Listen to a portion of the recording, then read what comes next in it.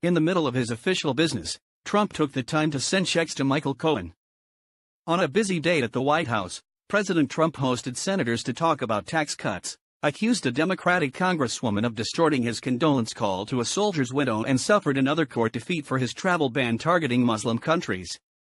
And at some point on Wednesday, October 18, 2017, Mr. Trump took the time to sign a $35,000 check to his lawyer, who had made hush payments to prevent alleged sexual misconduct from being exposed before the 2016 presidential election. It was one of 11 occasions that Mr. Trump or his trust cut such checks, 6 of which were provided this week to the New York Times. At the heart of last week's congressional testimony by Michael Cohen, Mr. Trump's former lawyer, was the sensational accusation that the sitting president of the United States financed an illegal cover-up from inside the White House. The dates on the newly available checks shed light on the parallel lives Mr. Trump was living by this account, at once managing affairs of state while quietly paying the price of keeping his personal secrets out of the public eye. The president hosted a foreign leader in the Oval Office, then wrote a check. He haggled over legislation, then wrote a check. He traveled abroad, then wrote a check. On the same day he reportedly pressured the FBI director to drop an investigation into a former aide.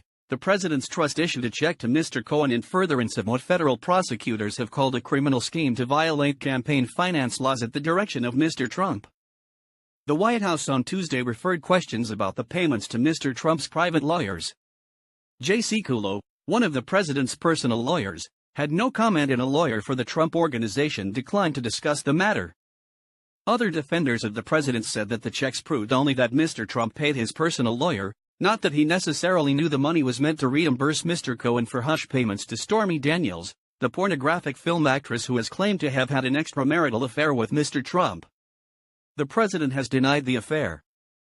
"I think it's news we knew about," Representative Jim Jordan of Ohio, the ranking Republican on the House Oversight and Reform Committee and one of the president's staunchest allies, told reporters during a break-in last week's hearing. The payments, he said, could have been for services based on a retainer, although Mr. Cohen said there was no such retainer.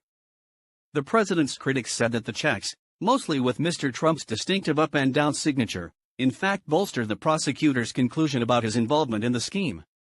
Mr. Cohen has pleaded guilty to violating campaign finance laws as well as lying to Congress and faces 3 years in prison starting in the spring. The $35,000 is an indication of the quality of that evidence, and it both shows the extent of Trump's leading role and now leaves little doubt that he faces criminal prosecution after he leaves office for the same offenses for which Cohen will serve time, said Robert F. Power, a law professor at Pottersville, New York University and former White House counsel for President Barack Obama. Editor's picks. Seth Meyers on Donald Trump, fatherhood, and what he won't joke about. Bigger, saltier, heavier, fast food since 1986 and 3 simple charts. The new 30-something. Indeed, some people close to Mr. Trump have privately predicted that he will ultimately choose to seek a second term, in part because of his legal exposure if he is not president. While there is no legal consensus on the matter, Justice Department policy says that a president cannot be indicted while in office.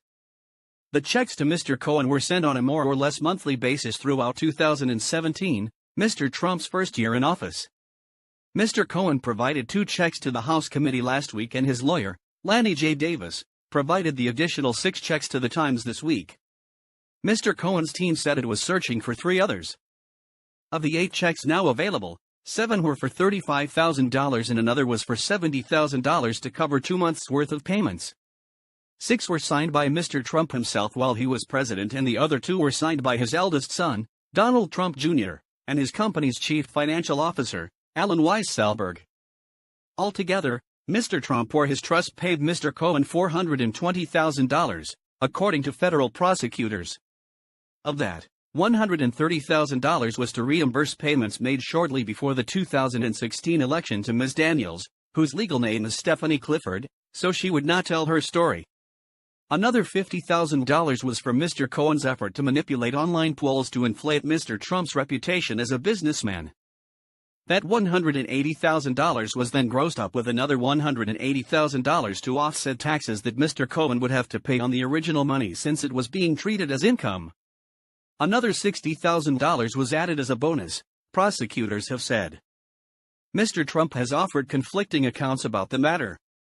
Speaking to reporters on Air Force One in April 2018, he said he did not know about the payment to Ms. Daniels. But a month later, his lawyer, Rudolph W. Giuliani, hoping to refute the suggestion that it might be a campaign finance violation, told Fox News and The Times that the president had in fact reimbursed Mr. Cohen for the payment.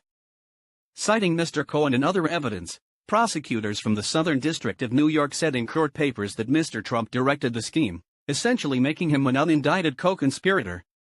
Sign up for On Politics with Lisa Lehrer. A spotlight on the people reshaping our politics. A conversation with voters across the country.